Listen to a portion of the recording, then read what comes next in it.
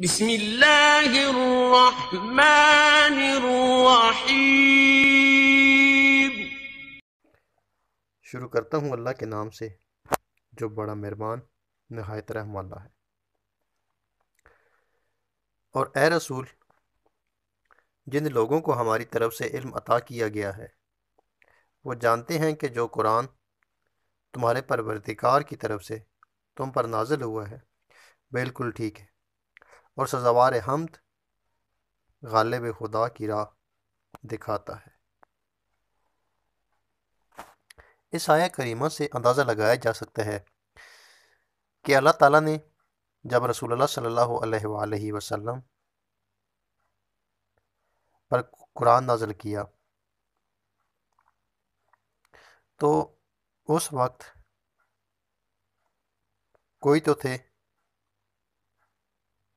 جن کو اس بات کا علم تھا کہ یہ بالکل ٹھیک ہے،